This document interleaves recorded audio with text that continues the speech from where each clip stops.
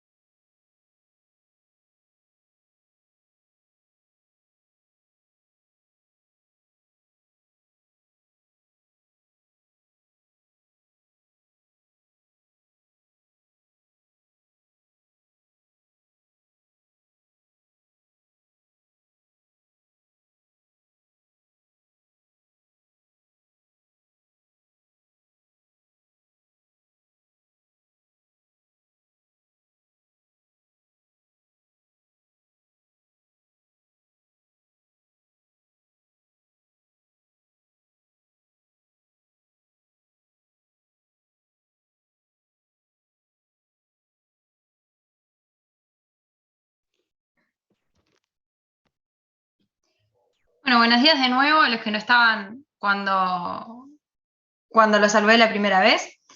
Ya somos unos cuantos, la verdad que han superado mis expectativas en cuanto a quienes se podían conectar hoy, siendo día sándwich, que es aún peor que un feriado, ¿no? Cuesta un poco más. Pero bueno, bien, buena participación, así que genial. Bueno, en la clase anterior, la clase del miércoles, habíamos empezado a ver lo que es la causalidad, el nexo causal, cómo funciona, cómo opera, qué función cumple, ¿no? Habíamos visto esto de que es un vínculo material y objetivo, de que tiene que ser analizado en función de los hechos, de que es un análisis retrospectivo respecto a cómo sucedieron las cosas, o sea, lo vamos a ver al revés, desde el resultado hacia su origen. Y les había dicho que para el análisis de lo que es el nexo causal, se desprendieran de todo aquello que tiene que ver concretamente con el sujeto. Les dije, ustedes van a hacer un análisis fáctico y solamente céntrense en eso, ¿no? Es un poco lo que habíamos hablado en la clase anterior. Bueno, superado eso, habíamos pasado a analizar las diferencias entre lo que era la causalidad natural, es decir, aquello que sucede en el mundo fáctico, en el mundo de los hechos, con lo que considera el derecho, con lo que es la causalidad jurídica, ¿no? Habíamos hablado de lo que es la causa, lo que es la condición, lo que es la ocasión, habíamos diferenciado estas cuestiones y habíamos empezado con lo que son las teorías para analizar la causalidad. Teorías que buscan explicar cuáles de todas las condiciones que aparecen en el mundo fáctico van a ser consideradas causa a los efectos de la atribución de responsabilidad. Dijimos que las distintas teorías decían, bueno, a ver, de todas estas condiciones yo considero a todas o considero algunas. Y en ese caso, ¿por qué? ¿No? Justificar el por qué estoy eligiendo algunas causas. También les había dejado un caso para que lo fueran pensando, para que fueran analizándolo en función de lo que vamos a seguir viendo de esto de las teorías de la causalidad. Como les decía en la clase anterior, respecto a este caso tampoco va a haber respuestas correctas o incorrectas, sino que va a haber respuestas fundadas o no fundadas, y la idea no es darles a ustedes una solución, sino que ustedes lo puedan ir razonando en cuanto a las diferencias que puede haber el tratar el caso desde una teoría, desde otra, o cómo puede variar ese resultado posterior en un juicio según el análisis que hagamos de la causalidad. ¿Hasta acá estamos bien? ¿Recuerdan todo lo que... ¿Sí? Bien. Si quedaron dudas o algo, lo plantean. Yo voy a empezar a compartirles la presentación como en la clase pasada. Voy a tratar de estar al tanto del chat, pero como ya saben, a veces no es tan fácil. Así que en caso de que quieran intervenir, como la clase pasada que estuvo buenísimo, me encanta que intervengan, que hagamos un poco de intercambio, si no se vuelve súper aburrido. Nada, abren el micrófono y participan. Obviamente, si ven que hay otro compañero hablando, esperen a que termine como si estuviéramos en una clase presencial. No cambia nada. Bueno, les voy a compartir la pantalla.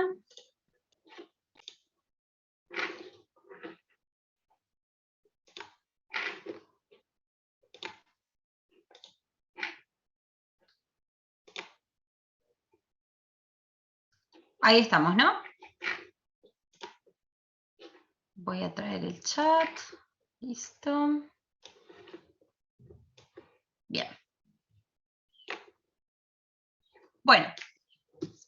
Dentro de las teorías que analizan la causalidad, la que habíamos visto hasta ahora, es la teoría de la equivalencia de las condiciones, que era la que hablábamos de que considera todas las condiciones intervinientes como causa del daño y que justamente la crítica que se hacía es ese alcance que tiene y que realmente vuelve un poco dificultoso el análisis en cuanto a hasta dónde vamos a llegar analizando causalidades hacia atrás en el tiempo, ¿no? Hasta dónde podemos llegar.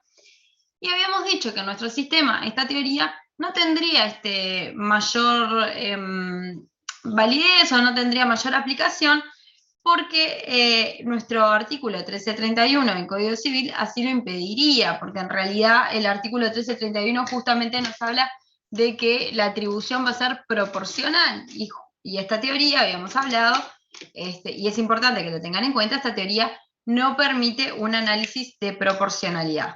Bien, siempre todas las causas, todas las condiciones que se consideran causa a los efectos de esta teoría, van a tener igual participación.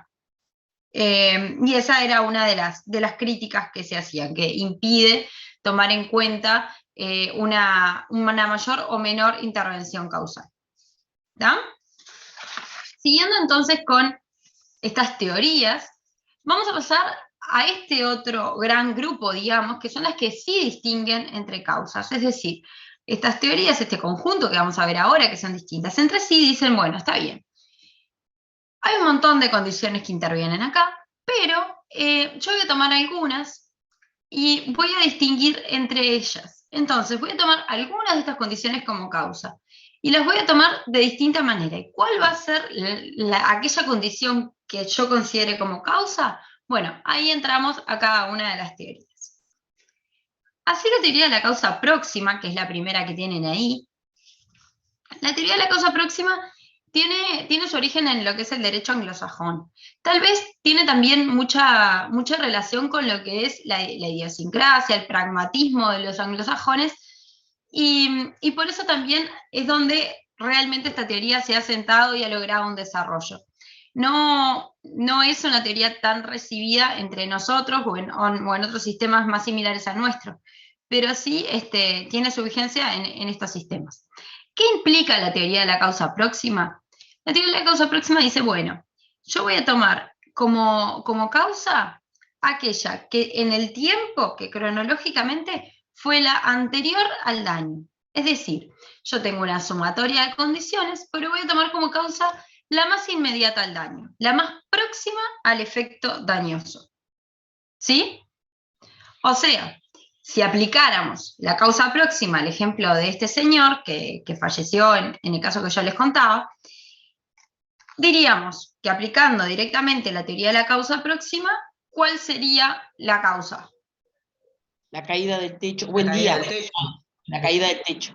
La caída del techo. Ahí está. Esto es lo que nos diría la causa próxima. ¿Cuál es la crítica que hay a esta teoría?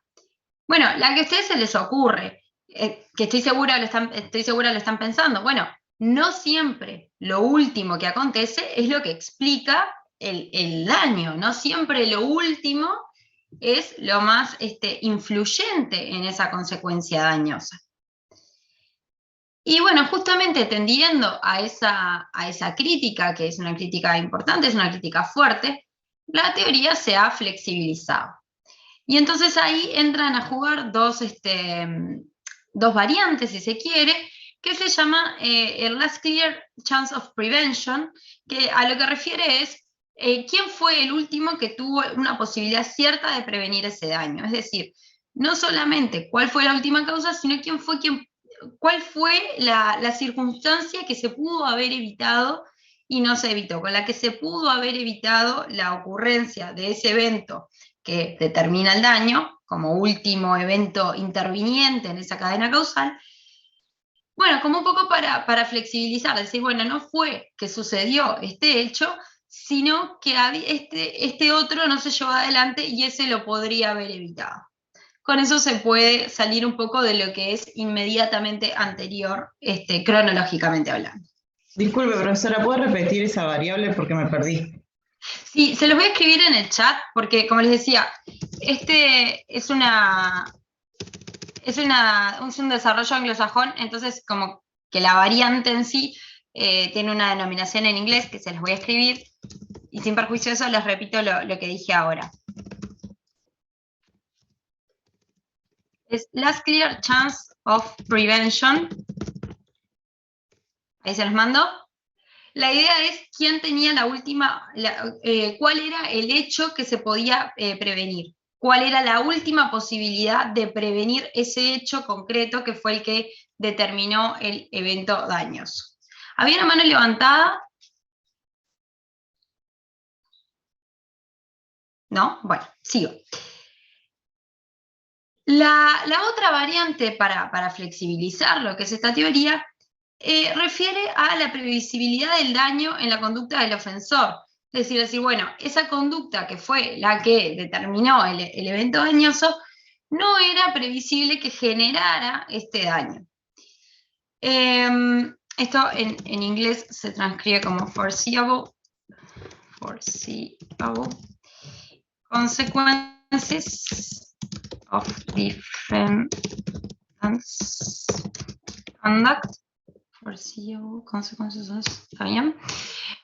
Y refiere justamente a esto, a si era previsible que esa conducta determinara ese daño, esa consecuencia dañosa que efectivamente aconteció. Con esto se logra flexibilizar eso tan, si se quiere, objetivo, tan determinado como es el último evento que ingresó en ese análisis causal. A ver, esta teoría en nuestro medio no se ha aplicado más que alguna sentencia en concreto, justamente por eso, porque es difícil aplicarla a un sistema donde estamos analizando varias condicionantes, es decir, simplemente que es la última, es un poco, es como que un poco hace ruido, ¿no? Con eso de que decíamos antes, bueno, sí, pero no siempre lo último es lo más importante en ese vínculo causal, ¿no? Una aclaración, porque es algo que ha surgido en otros cursos y también nos ha aparecido en los parciales, y no quiero que les quede la duda, capaz que no la tienen, pero si alguno la tiene, que por lo menos la aclare, y es lo que tiene que ver con los accidentes de tránsito y el choque de atrás. No tiene vínculo ninguno con lo que estamos hablando. Ustedes deben saber por la jerga, digamos, o por esa creencia colectiva de que si me chocan de atrás, la responsabilidad es del que viene atrás.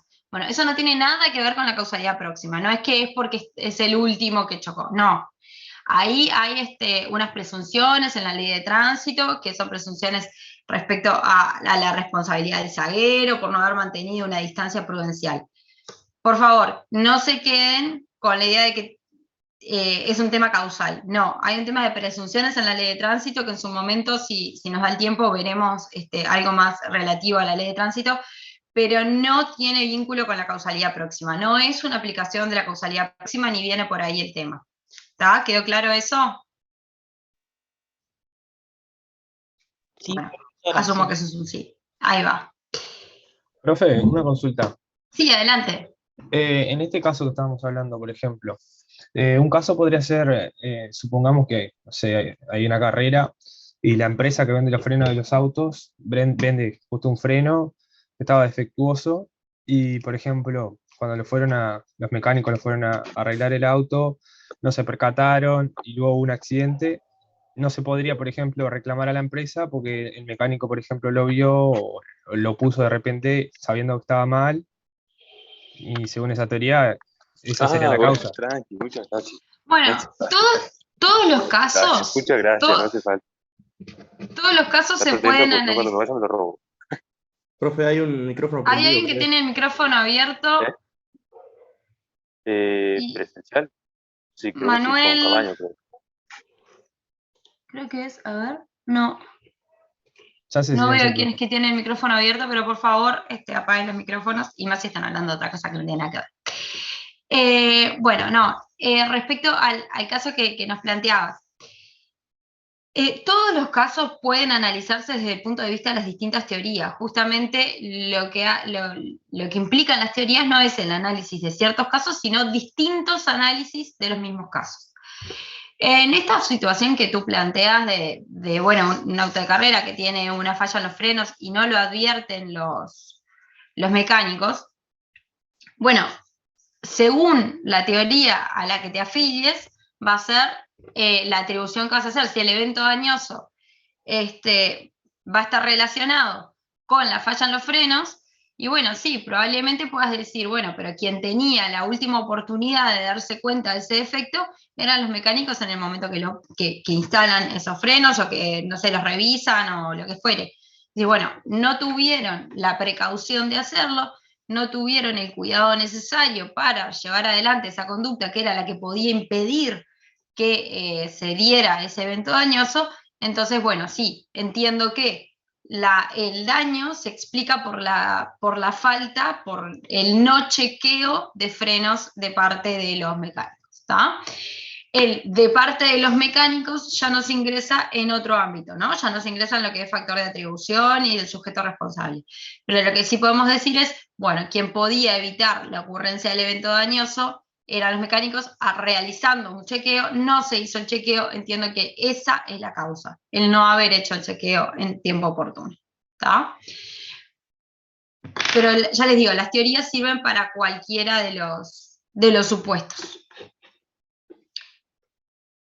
Bien, hasta acá tenemos causalidad próxima.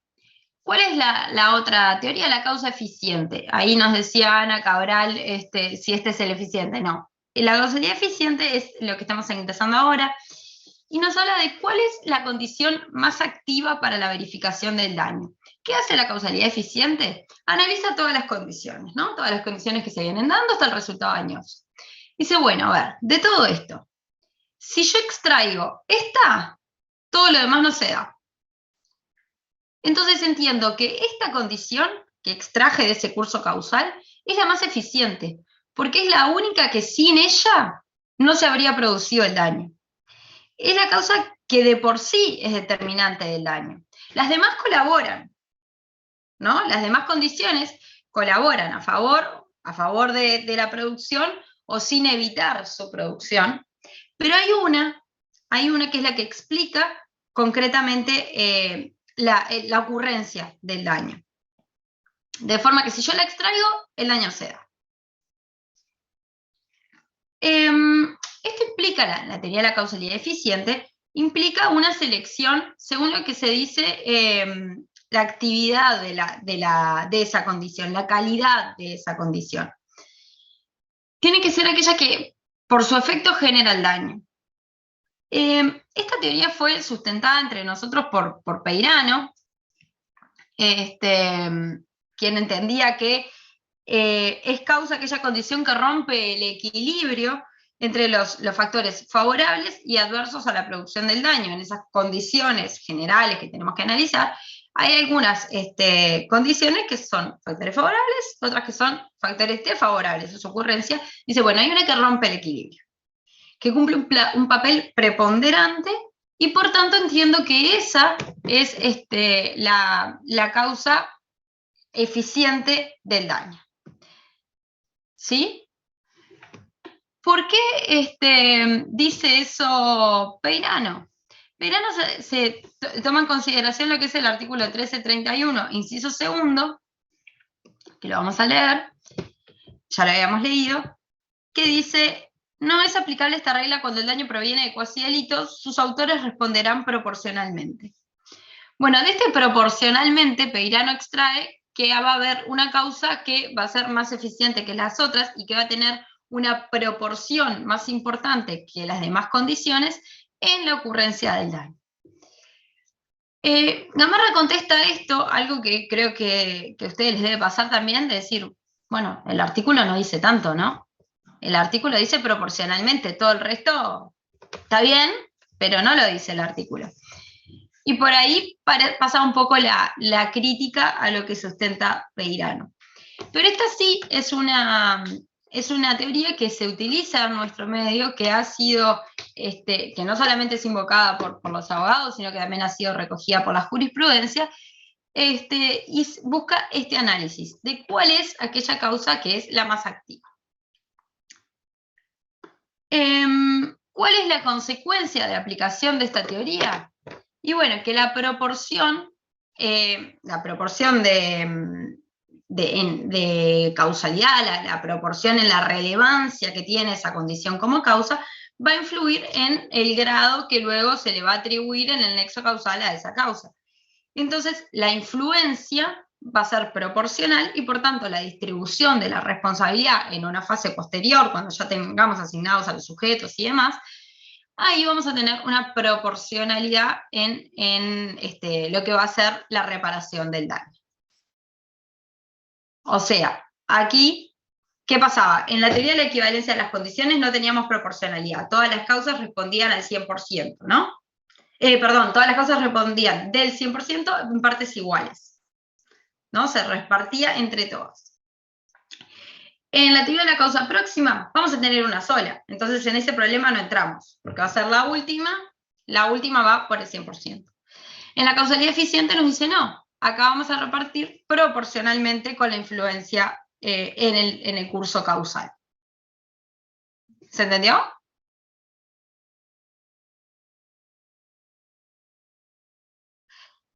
Sí.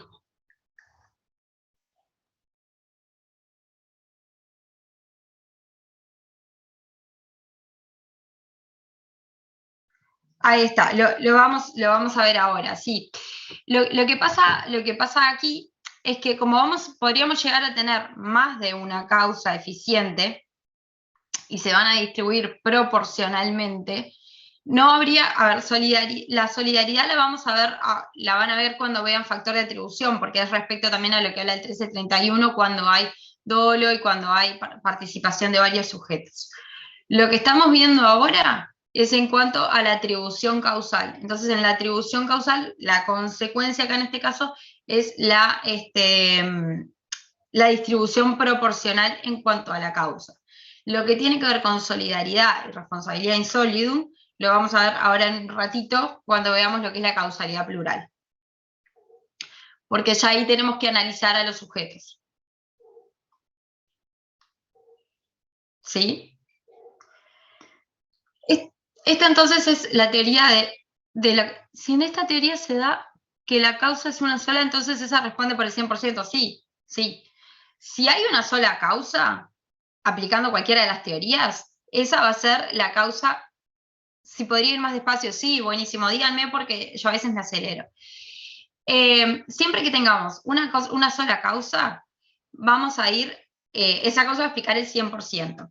El problema es que, como vamos a ver ahora un poquito más adelante, a veces, cuando yo hago el análisis del nexo causal, mi resultado no es una sola causa.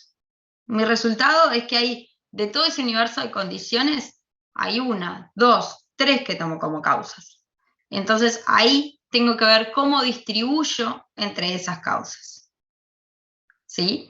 El hecho de que estas teorías distingan o seleccionen entre causas no implica que seleccionen una causa. Implica que seleccionan y que no toman a todas las condiciones como causa. Pero no necesariamente el resultado es que haya una única causa. Y por eso hablamos de la distribución proporcional o bueno, sí, esto de la participación en la causalidad en porcentajes o en cuotas de intervención, ¿no? De intervención en ese curso causal de los hechos. Bueno, como les decía, la teoría de la causa eficiente ha sido utilizada en nuestro medio, es utilizada en nuestro medio, ahora toma la jurisprudencia. No obstante, esta no es la teoría más seguida entre nosotros, sino que es otra la teoría más seguida. ¿Alguno lo estudió, tiene idea? La próxima, profe, la causa adecuada era más seguida por nuestro derecho. Ahí está, la causa adecuada. ¿A qué refiere, te acordás?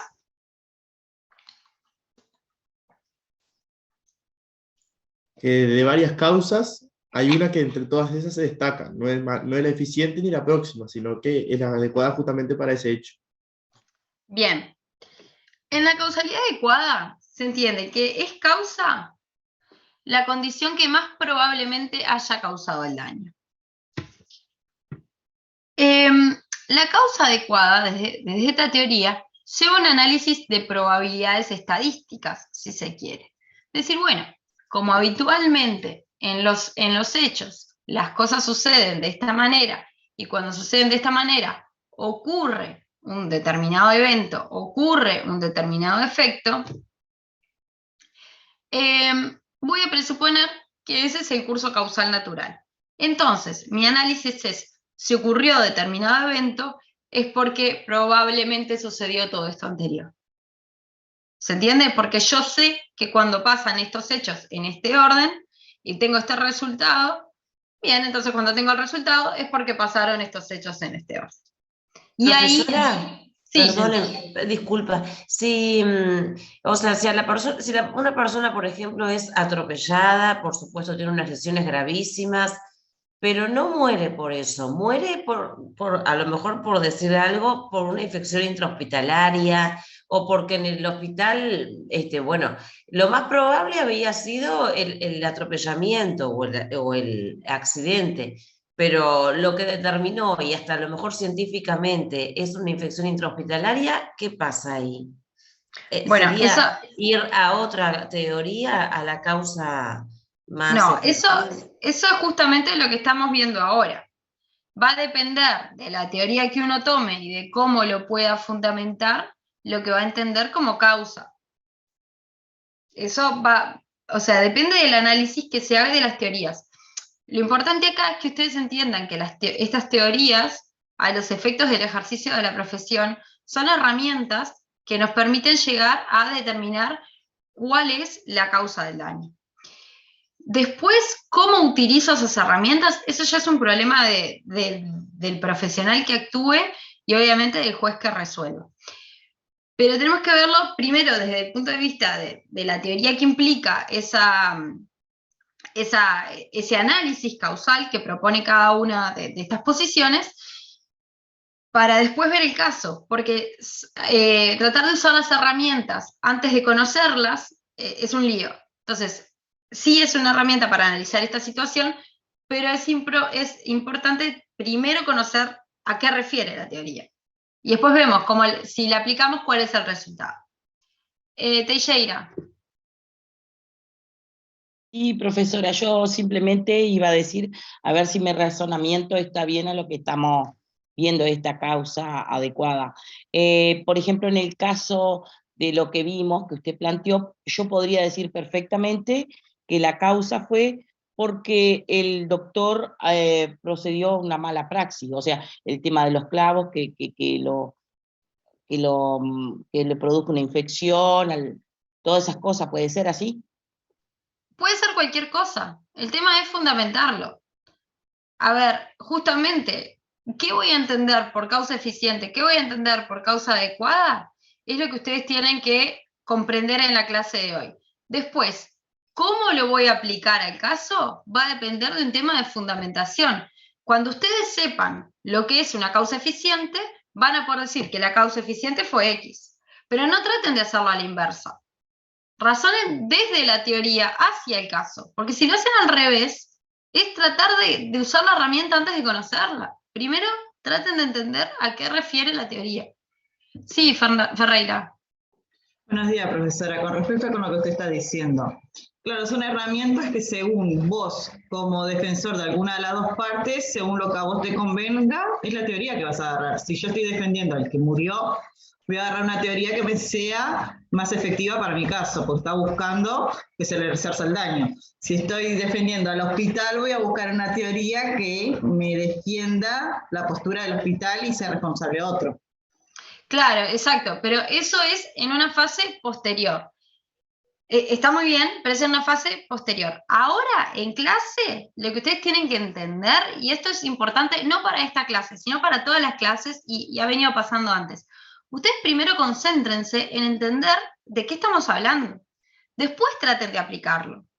Pero si parten de un caso que escucharon en la prensa y que no saben bien en realidad qué es lo que pasó, y tratan de entenderlo con lo que saben en clase, y no funciona, no funciona.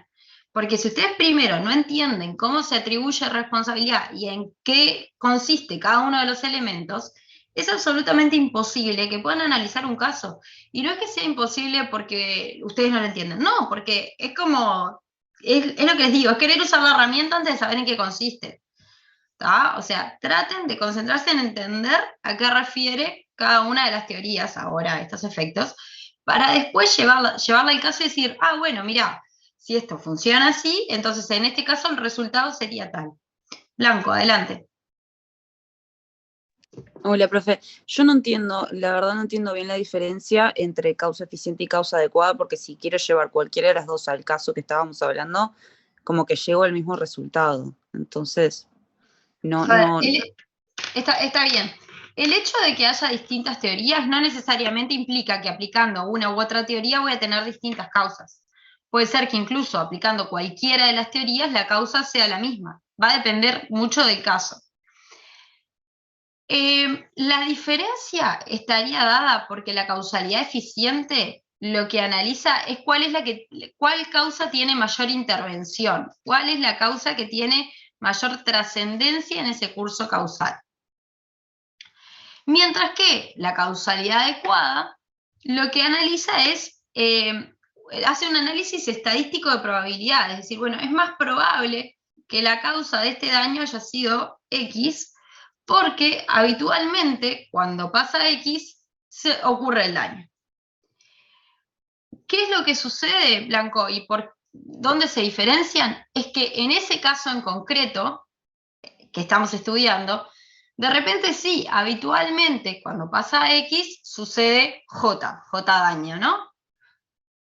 Pero en ese caso concreto, resulta que X no fue la causa eficiente, porque intervino Y, y en este caso en concreto, Y es lo que explica que haya ocurrido J, pese a que habitualmente J se explica por X. ¿Se entiende, Blanco? Sí, sí, ahora sí. Igual si pudiésemos tener un ejemplo de algo que haya pasado en el cual, tomando las dos teorías llegan a una respuesta distinta, sería un éxito. Si se te ocurre alguno. Ahora yo lo voy pensando, pero sigo con lo que dice la teoría, pero lo pienso. De todas formas es eso, es que en la causalidad adecuada, y para reenganchar con lo que estábamos viendo, en la causalidad adecuada lo que analizamos es la probabilidad de que el daño se explique por determinado evento. Requiere un análisis estadístico de probabilidades. No quiere decir que sea estadístico respecto a todo, pero sí requiere una experiencia previa, requiere que sepamos que habitualmente, como se dan las cosas, sucede de esta manera. La teoría de la causalidad adecuada lo que analiza es lo que habitualmente sucede y cómo habitualmente sucede. ¿Cuáles son los eventos que generalmente están presentes cuando ocurre determinado daño? Por eso decimos que la causalidad adecuada analiza la previsibilidad, la probabilidad de que algo ocurra. Ahora, cuando decimos previsibilidad, refiere a un sujeto, ¿no? Porque ¿quién prevé? ¿Quién prevé? Prevé un sujeto. Y ahí es donde tenemos que ver cómo juega esa previsibilidad. Porque si yo les digo, y fue lo que les dije al inicio de la clase pasada, y hicimos bastante hincapié, cuando analizo causalidad, solamente analizo un vínculo objetivo, un vínculo material, y analizo solamente los hechos, ¿no? Fue lo que les dije, es un análisis fáctico. Ahora, bien, yo les digo, en la teoría de la causa adecuada tengo que ver si era previsible que fuera a ocurrir. Y les digo que la previsibilidad se analiza en un sujeto, porque es un sujeto el que prevé o no prevé. Ahí como que hay un conflicto, ¿no? ¿Lo ven?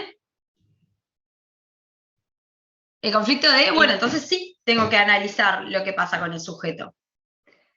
Y bueno, y es un poco la crítica que se le hace a la teoría de la causa adecuada, que toda aquella subjetividad que saqué por la puerta, la hago entrar por la ventana, porque entonces cuando yo digo que es previsible, estoy diciendo que voy a analizarlo en cabeza de un sujeto. ¿Cómo se supera en parte esta crítica? Bueno, decir sí, pero es lo que es razonalmente previsible.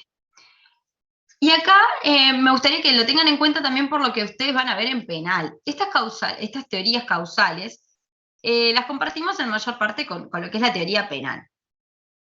No sé si ya lo vieron, pero ¿qué pasa con el análisis causal en penal y el análisis causal en civil? ¿Cuál es la gran diferencia? Bueno, que en la causalidad penal ustedes siempre van a analizar el caso concreto y el sujeto concreto involucrado. En el caso va a ser el sujeto que comete el daño, el eventual delincuente, y en función de ese parámetro personal, específico, individualizado de un sujeto en concreto, se hace un análisis causal. Se dice, bueno, este sujeto, no sé, Juancito, ¿pudo haber previsto que de su conducta y de este hecho iba a derivar determinado daño? Y ahí entran a analizar la culpa grave, el dolo con previsión, la culpa con previsión, el dolo eventual, ¿no? Ese es un poco lo que analizan en penal. En civil, la gran diferencia que hay, y esto ténganlo en cuenta, como les digo, porque van a estudiar las dos cosas en conjunto y tienen que saber cuál es la diferencia en una materia y en la otra, en civil se analiza desde un estándar. No vamos a analizar el sujeto en concreto, quien realiza ese evento dañoso en concreto, sino en función de un estándar general. Que el estándar general es el hombre medio, el buen padre de familia. Y decimos, bueno, ¿era razonablemente previsible para el hombre medio que si ocurría este hecho se iba a dar determinado daño? Y el análisis se hace un poco más objetivo, más abstracto, es más genérico, y de esa forma se trata de salvar esa subjetividad que se le critica a la causa adecuada. ¿Cuáles son las otras críticas que se le hacen a la causalidad adecuada?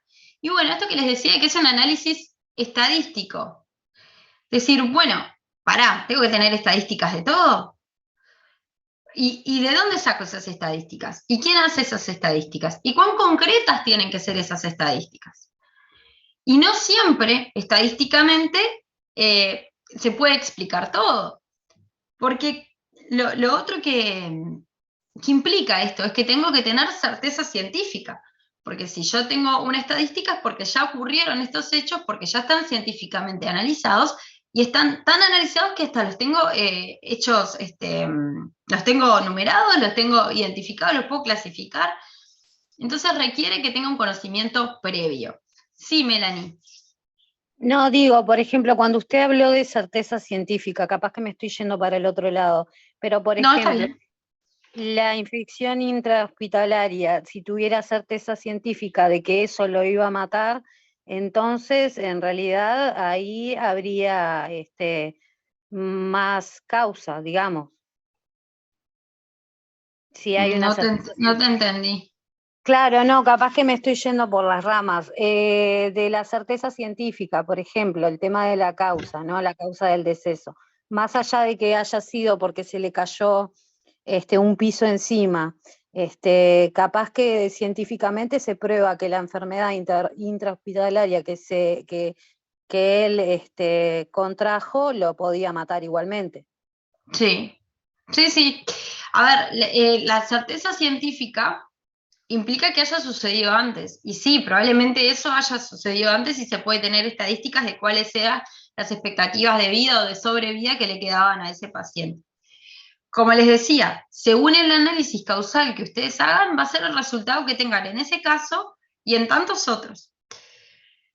Ahora, lo que pensé que digo con el tema de certeza científica es, nosotros hablamos de que la causalidad, en la clase anterior, y arrancamos por ahí, implicaba un análisis tanto desde el punto de vista de la reparación del daño, de lo que es la responsabilidad civil y que es concretamente lo que estamos viendo ahora, pero también que abarcaba un aspecto de lo que es la previsión, la prevención del daño, lo que es el derecho de daños ya preventivo de la ocurrencia de los daños. ¿Y qué pasa acá? Si yo digo que aplico la teoría de la causalidad adecuada, cuando tengo certeza científica y cuando tengo estadísticas, cuando tengo daños nuevos o tengo cuestiones que no se han visto antes, o que no tengo certeza científica, porque dijimos que no necesariamente tiene que ser certeza de toda la comunidad científica, sino que puede haber parte de una comunidad científica que entienda que de ese evento puede surgir un daño o puede verificarse un daño. ¿Qué hago con la teoría de la causalidad adecuada?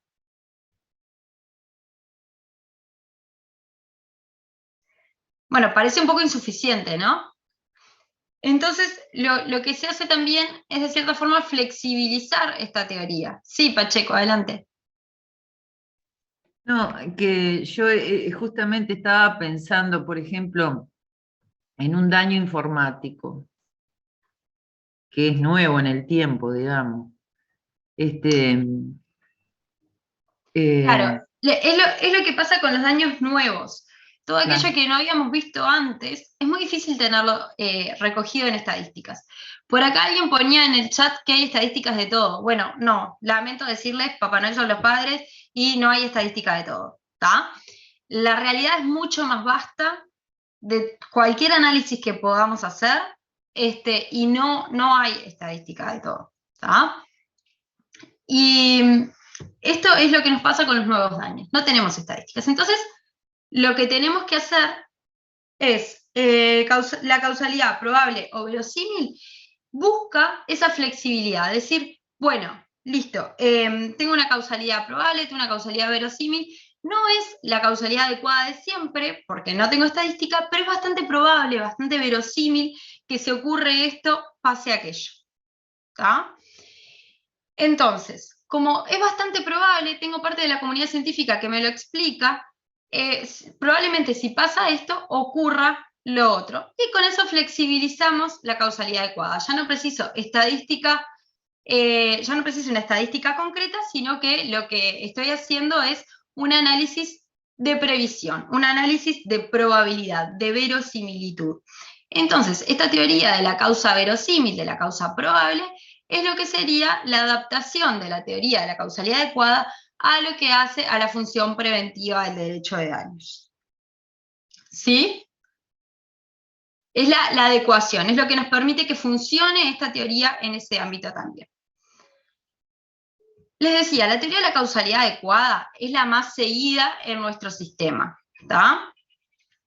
Es la que fue en su momento sustentada por Amézaga, es la defendida por Gamarra, es también la teoría que más recogen nuestros tribunales. No es la única y obviamente va a depender mucho del caso concreto. Hay tribunales que sí tienden a aplicar más unas teorías que otras, pero depende mucho del caso concreto y del análisis que se vaya a hacer. ¿Por qué la teoría de la causa adecuada es la más seguida? Y bueno, porque justamente nosotros recuerden que también tenemos un criterio de análisis probatorio que se basa en la experiencia del juez, la sana crítica, ¿no? Esto lo vieron en procesal, es decir, bueno, se analiza la sana crítica, que es la experiencia previa, y bueno, justamente eso hace que en el análisis probatorio de esa prueba que tenemos que producir durante el proceso para poder explicar este curso causal, el juez también va a tomar en cuenta esa experiencia previa, y esa experiencia previa se refleja en un análisis de la teoría adecuada, es decir, y bueno, sí, habitualmente sucede esto, yo sé que habitualmente sucede esto, X me informa que habitualmente sucede esto, entonces, bueno, si habitualmente X más Y da J, si hay J, es porque X más Y. Ese es un poco el análisis que hace la causalidad adecuada. Bien, ¿quedó claro esto? ¿Dudas? Si no, pasamos a lo que es la imputación objetiva. Profe, a mí no me quedó clara la última. La causalidad probable o verosímil. O verosímil. La causalidad probable o verosímil es la adaptación de la causalidad adecuada a lo que es la función preventiva del derecho de daños. Porque en la función preventiva lo que habíamos dicho es que no puede cumplirse con que se haya verificado el daño, porque si no deja de ser preventiva, el daño ya está verificado. Función preventiva, no tenemos daño, pero sí podemos inhibir la conducta impidiendo que esa realización tenga un resultado dañoso. Lo que dice la causalidad verosímil entonces es, bueno, está bien, yo no tengo estadísticas, porque esto es algo nuevo, porque esto es algo que no ha ocurrido antes, entonces no sé si cuando esto se dé va a causar el daño J. Pero sí creo que es verosímil, creo que es probable. Entonces, tengo parte de la comunidad científica que me dice, es verosímil que si X suceda J, y en función de esa verosimilitud, de esa probabilidad de que así suceda, puedo inhibir la conducta. Entonces, cuando estoy hablando de la causalidad en la función preventiva del daño, que la causalidad adecuada no me serviría, se adapta y podríamos verla como esta causalidad probable o verosímil. ¿Sí? ¿Ahora sí? Sí. Bien. Pasamos a otra teoría que es la teoría de la imputación objetiva. La teoría de la imputación objetiva la vamos a ver un poco más rápidamente, pero ¿por qué? Porque es una teoría que nace en el derecho penal, que en nuestro país, al menos por el momento, no tiene mayor desarrollo en lo que es civil. Sí lo tiene en el derecho español, por ejemplo, esta teoría de la imputación objetiva, pero bueno, la vamos a ver, vamos a analizar cuáles son los puntos que debemos considerar para la aplicación de la teoría, pero sí sepan que no es la teoría más seguida por nuestros tribunales en lo que hace al derecho civil. ¿Cuál es la base de la teoría de la imputación objetiva? Yo no sé si ustedes habrán visto en el liceo, espero que sí, a Kant, con el imperativo categórico. ¿Lo vieron? Ah, sí, profe. Bueno, Sí, hay un video que se lo súper recomiendo. La verdad que se los iba a buscar y a último momento me olvidé, se los iba a buscar para mandarles el link por el chat, pero búsquenlo porque está muy bueno, que es del metro de la Comunidad de Cataluña o de la Ciudad de Barcelona, no me acuerdo ahora de cuál de los dos, pero búsquenlo, que habla de, pongan Kant, Metro Cataluña o Kant, Metro Barcelona y les va a aparecer. Sí, Melanie, ¿lo viste el video? No, le quería preguntar si es de mentira la verdad. Vio que hay un filósofo que es muy bueno, que Darío, pero el apellido es innombrable porque es larguísimo. Strassenbachen. Ese mismo, quería saber si se podía usar ese video. No sé si ese video es aplicable, no lo conozco, pero a lo que refieres al imperativo categórico de Kant. Sí, yo lo vi para filosofía, por eso pregunto. Lo tendría que buscar porque no lo conozco. A Darío Strassenbachen lo otro. Sí, pero ese video en concreto no lo vi. Este que les digo es bastante aplicable a lo que vamos a ver ahora, porque refiere a cuál es el imperativo categórico, qué es el actuar bien, cuál es la conducta esperable del otro. Y es en función de eso que se realiza este análisis, en función de cuál cada sujeto que actúa en sociedad tiene un rol y le compete actuar dentro de ese rol. Esto implica que cuando sucede el daño es porque alguien incumplió con su rol, quebrantó su rol en la sociedad. Entonces, lo que se estudia es cuál fue ese quebrantamiento del rol que explica el daño. ¿Tá? Busca determinar si ciertos hechos son jurídicamente relevantes o no e imputables a una persona. En la teoría de la imputación objetiva ya se analiza tanto lo que es la causalidad, como le estamos viendo ahora, como la imputación al sujeto, porque estoy analizando si el quebrantamiento del rol que se atribuye a un sujeto, fue la causa del daño, ¿no? Entonces es como que hace un análisis más global. ¿Ya? Entonces, ¿cuáles son las condicionantes que están presentes en la sociedad y que toma en cuenta esta teoría? Dice, bueno, hay un riesgo permitido. Nadie tiene que eliminar todos los riesgos, hay riesgos que son intrínsecos a la sociedad, eso además ya se los mencionó el profesor, el tema de la sociedad líquida, los riesgos siempre presentes. Bueno, hay una serie de riesgos que están permitidos. Y eso no lo podemos desconocer. Hay un principio de confianza, hay una expectativa de que los demás van a comportarse de acuerdo con su rol. Yo asumo que cada uno va a comportarse como debe. Ese es mi principio de confianza. Fíjense que si eso no existiera, qué caos sería todo. Si yo desconfiara de que todos van a doblar mal, de que van a cruzar la calle cuando no deben, bueno, no, asumo que todos van a actuar bien. Sí, la sociedad líquida es de Bauman. La prohibición de regreso. Esto refiere a cuando hay actuaciones intencionales, quien ha actuado con intención no puede es el que responde, o sea, si hay otros eventos que intervinieron, no se van a tomar en cuenta cuando hay una intención clara de un sujeto. Y después también se analiza, como otra de estas condicionantes que tienen que estar presentes, la competencia de la víctima, porque la víctima en la sociedad, o sea, la víctima de ese daño, también cumple un rol. También tiene un rol asignado, y tal vez es la víctima la que incumplió ese rol, ¿no? Entonces, ese análisis también tengo que hacer. En función de esas condicionantes, la teoría de la imputación objetiva busca criterios, o bien para establecer la imputación, o para excluir la imputación. Lo que quiere la teoría de imputación objetiva es fijar criterios normativos por los cuales un comportamiento va a ser atribuible a un resultado. ¿No? ¿Cuáles son estos criterios? Bueno, el riesgo general de la vida, lo que les decía antes. No corresponde imputar a un autor mediato por daños que sufre la víctima como consecuencia de un riesgo que es habitual, de un riesgo que es intrínseco a la sociedad. Hay riesgos que están presentes y que no es esperable que nadie los evite. ¿No? Entonces, no corresponde la imputación por un riesgo general de la vida.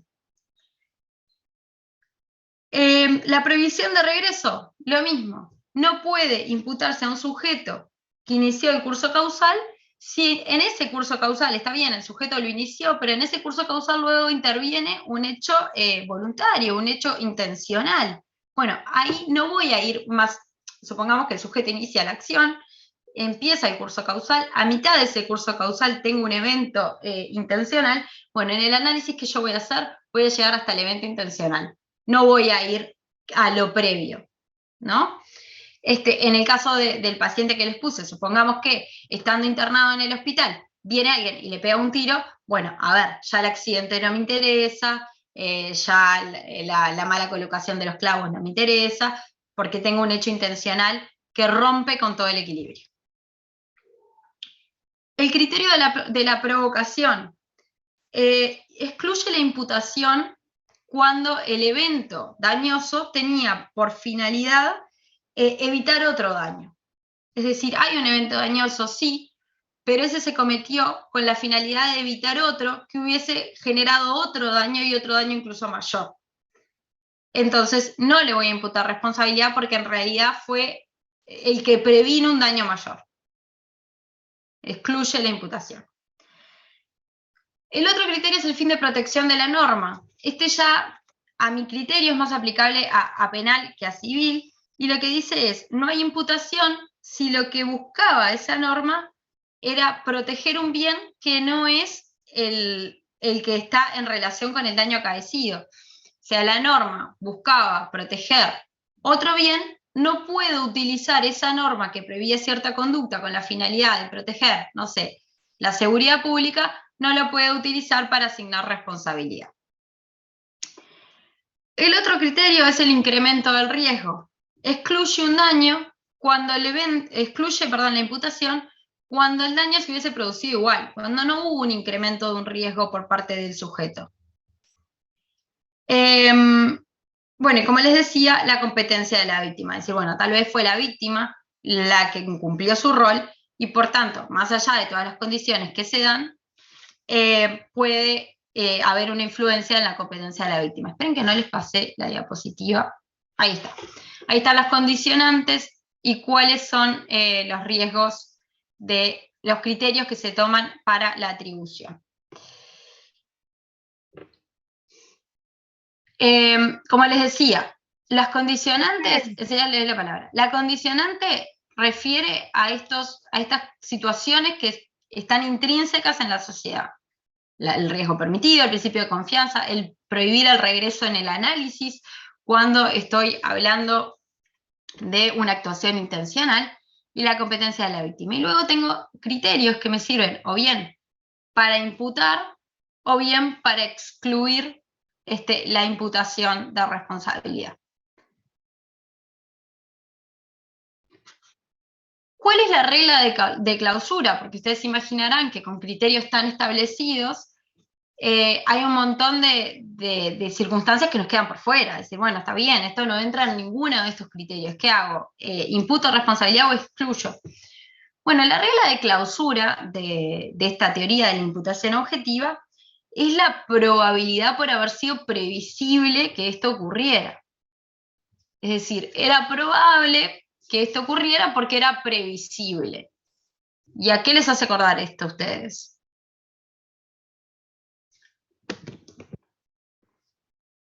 A la de la teoría que respondía a la estadística, a la causalidad. ¿Y cuál era la teoría que respondía a la estadística? La adecuada, ¿no? Adecuada.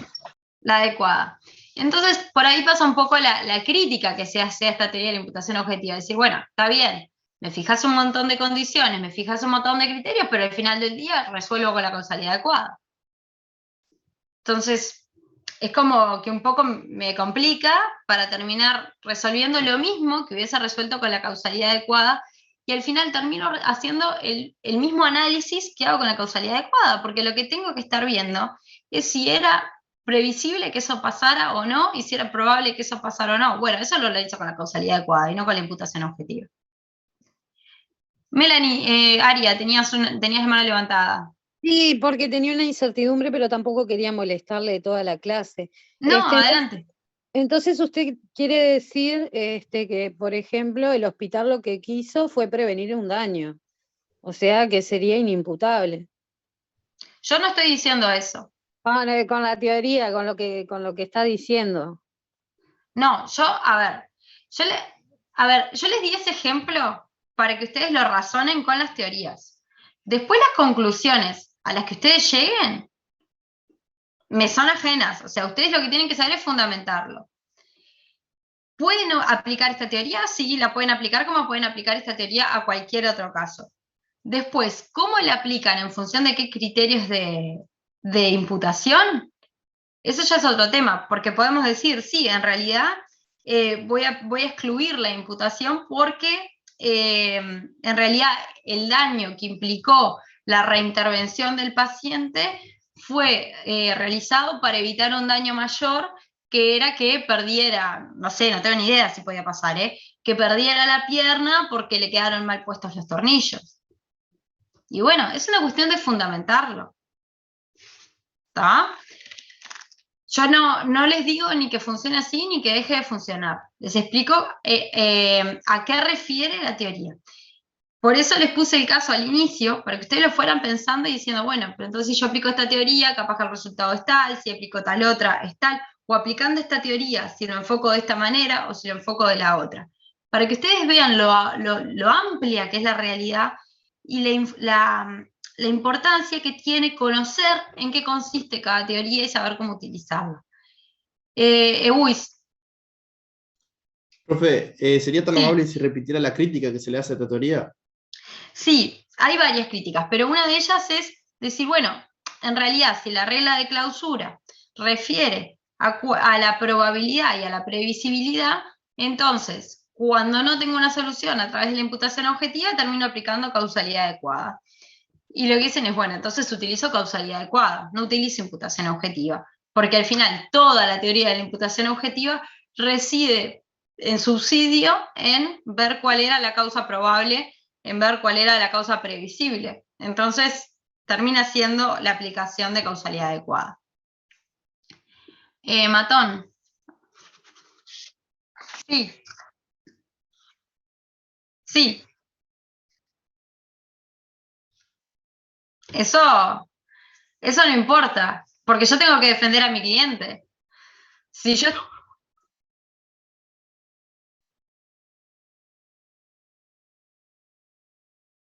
No, porque, a ver, no es esa la idea del caso. Yo no quiero que ustedes... a mí no me interesa que ustedes solucionen el caso a conveniencia de mi cliente. A mí lo que me interesa es que ustedes puedan ver la función que cumplen las teorías. Y lo que yo haya dicho en ese... Déjenme terminar. Déjenme terminar. Lo que yo haya dicho en ese caso es en función de los intereses del cliente. Que ustedes no saben tampoco quién era, porque se imaginan que puede ser o la empresa constructora, o el médico, o la mutualista, o el que tuvo el accidente. No saben tampoco quién es. Y no interesa ese análisis. Lo que interesa es que ustedes vean que las teorías son importantes y que hay que conocerlas porque tienen consecuencias prácticas. Sí, adelante. ¿Y qué pasaría, profe, si el que falleció en cuestión, en el accidente se determina que estaba alcoholizado y en realidad la responsabilidad era de él? Eso lo van a ver. Entonces, a ver, analicen los casos, pero primero conozcan las herramientas, porque el hecho de que estuviera alcoholizado puede tener influencia causal o puede no tenerla. Porque si habiendo estado alcoholizado no incumplió su rol, actuó bien, ¿qué relevancia tiene que hubiese estado alcoholizado? ¿Y qué es el culpable del siniestro? No. Primero, para que sea culpable del siniestro tienen que analizar factor de atribución, que ustedes todavía no saben en qué consiste, y por tanto no lo pueden estudiar todavía. La responsabilidad, que es lo que estamos analizando en cuanto a cuál es el curso, la metodología para asignar la responsabilidad, ustedes todavía no lo han terminado de entender. Entonces, ese es el problema que les estoy tratando de explicar, que están teniendo en el análisis, de que parten del caso, no partan del caso. ¿Tá? traten de entender cada una de las fases de análisis y después de que conozcan las fases de análisis, ahí ven el caso. Pero si lo hacen al revés, no funciona. Y no es que no funcione porque a mí se me ocurre que no funciona, es porque no funciona porque sabemos que no funciona, porque por algo las clases tienen un orden lógico y no traemos casos para que ustedes los resuelvan. Tienen que entender la teoría, tienen que entender de dónde surgen las cosas para después poder analizar el caso. Ferreira. Disculpe, profesora. Volviendo al tema de los criterios, ¿podría volver a explicar el incremento del riesgo? Porque ahora revisando los apuntes me quedo colgado. Sí. El incremento del riesgo como criterio excluye la imputación cuando no se incrementó el riesgo habitual, cuando el daño se hubiese producido igual con los riesgos que existen. O sea, no hubo un incremento de los riesgos presentes. Los riesgos se mantuvieron en realidad.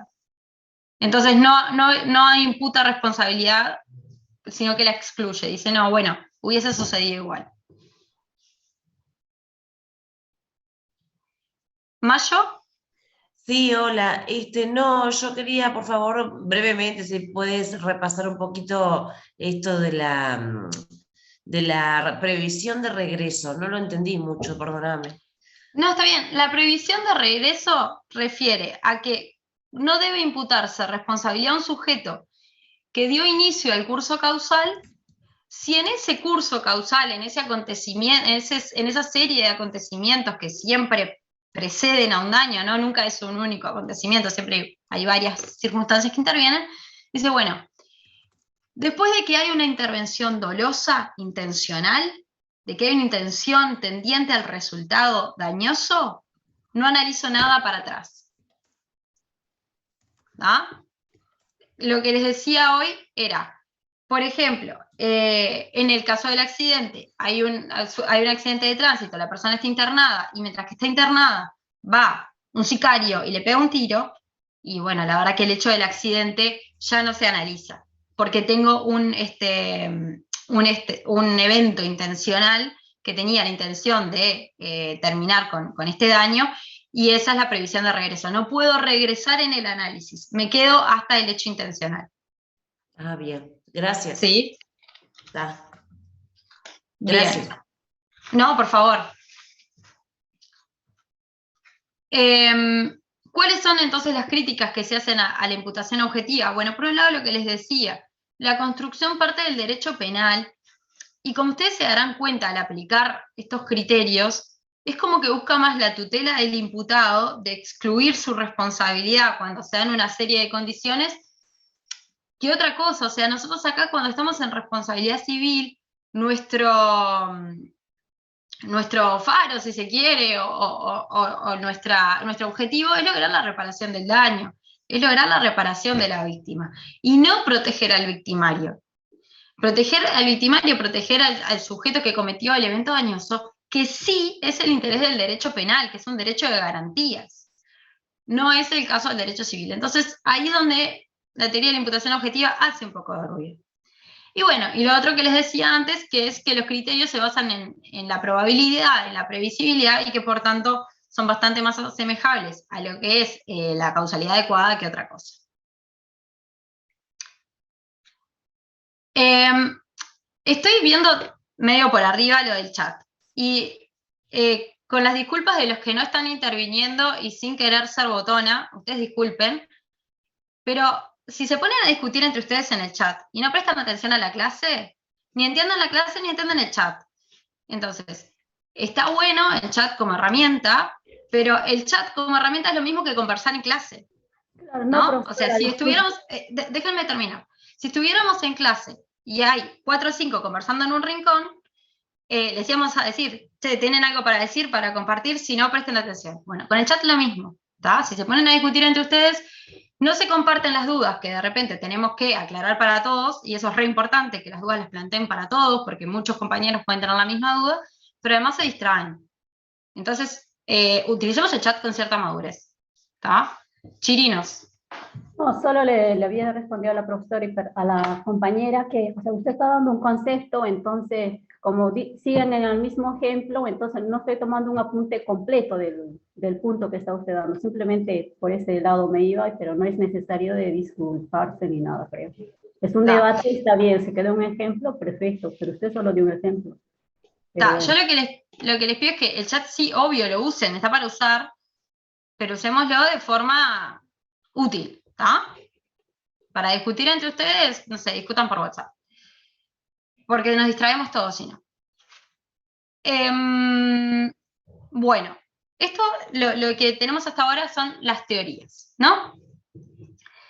Teorías que vimos pueden ser de aplicación a cualquier caso y nos van a cambiar probablemente el resultado. No siempre, porque a veces puede ser que por el curso de los hechos o por el tipo de evento que tenemos en cuestión, bueno, listo, este daño se explica por este hecho y no hay mucha más vuelta para dar. Pero no necesariamente es así, entonces dependiendo a veces de la teoría que tomemos y desde qué teoría analizamos el caso, va a ser el resultado que podamos tener como consecuencia. Eso en cuanto a las teorías. Después, ¿qué pasa? La aplicación misma de cada una de las teorías nos puede dar por resultado que, bueno, que hay varias causas que intervienen. Es decir, bueno, en realidad este daño se explica por varias causas. Y ahí pasamos a otro análisis, que es el análisis de cuando tenemos una causalidad plural. Y acá quiero que me entiendan la diferencia entre lo que vimos antes y lo que vamos a empezar a ver ahora y que probablemente sigamos en la clase de Rules. Acá, la causalidad plural y el análisis que vamos a hacer en función de la causalidad plural no son teorías. Son formas de análisis de distintas situaciones. Las teorías ya las aplicamos. ¿Está? Ya las aplicamos y nos dieron por resultado que teníamos distintas causas. Se determinan múltiples causas en aplicación de esas teorías individualizadoras, como les pongo ahí, y es en función de eso que tenemos que ver cómo distribuyo la responsabilidad. ¿Está? Entonces, el análisis que vamos a hacer ahora es según la participación y según la identificación de la gente. Tenemos en ese círculo bastante espantoso que les hice, que prometo que para otras ediciones será un poco más lindo, pero la verdad es que está bastante feo. Pero tenemos el universo de condiciones. Ese círculo celeste, o sea, todo ese círculo naranja, perdón, son todas las condiciones que intervienen. O sea, todo eso es lo que pasa para que se produzca el daño.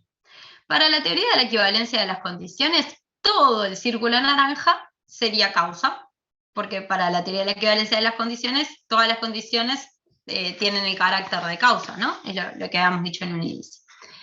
Ahora, cuando hablamos de las teorías que individualizan, de las teorías que distinguen entre condiciones y causas, van a seleccionar algunas, que vienen a ser esos tres círculos marrones que ustedes ven ahí. Ahora, cuando de esas teorías surge que hay, por ejemplo, tres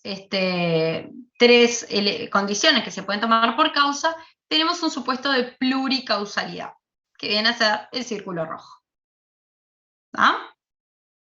Esto por las dificultades que tiene el Zoom. Si fuese en pizarrón, capaz que queda un poco más claro, pero es lo que les quiero transmitir. Cuando en aplicación de las teorías hay varias condiciones que las podemos tomar por causa, bueno, ahí estamos en un supuesto de pluricausalidad. ¿Está?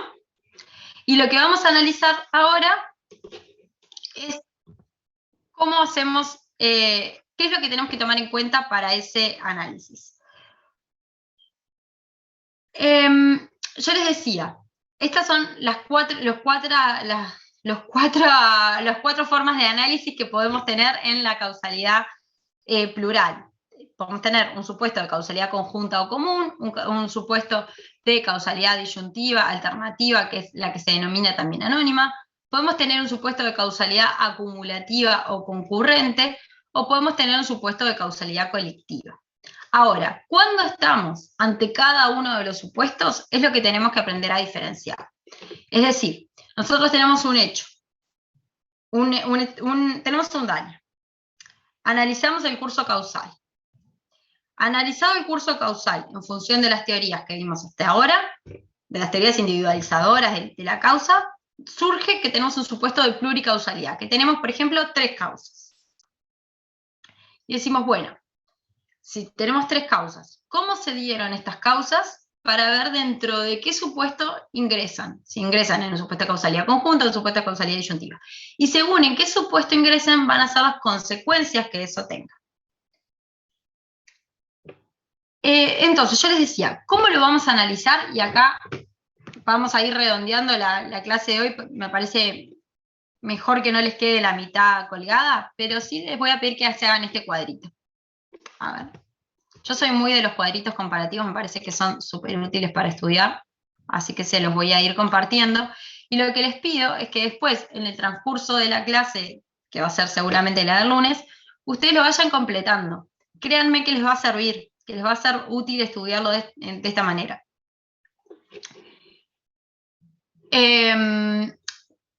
Tenemos que ver cuál es la participación causal en el daño de esas causas, que tenemos que son varias, y cuál es la identificación de los agentes.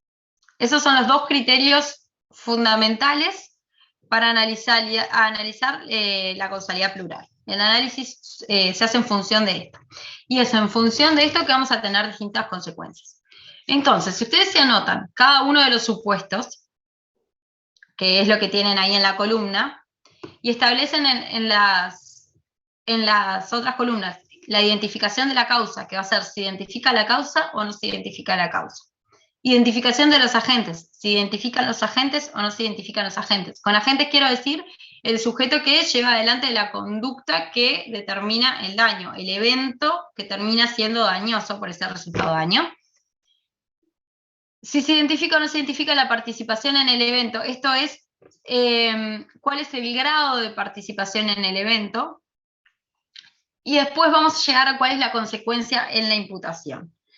Con estos 4 criterios podemos analizar las 4 situaciones y van a tener ustedes el panorama completo de qué es lo que pasa con estos supuestos de causalidad plural o común. Prefiero no dejárselos a medias, prefiero cerrar la clase de hoy con las teorías y que ustedes tengan presente que para la próxima clase vamos a ver esto de causalidad plural y después vamos a seguir con antijuridicidad. Y luego vemos con una vez que terminemos causalidad plural, vemos las dudas que hayan quedado de esto, pasamos a antijuridicidad y cerramos hoy con las teorías, que son cosas distintas, ¿está? Eso, por favor, recuérdenlo. Una cosa son las teorías, y una vez que tenemos el resultado de las teorías, vemos lo que pasa con la causalidad plural. ¿Dudas que hayan quedado de hoy? No, profe, muchas gracias.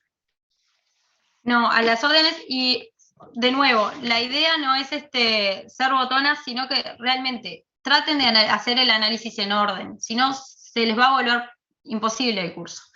Estudien el curso en el orden que lo estamos dando, que van a ver que al final todo les va a cerrar.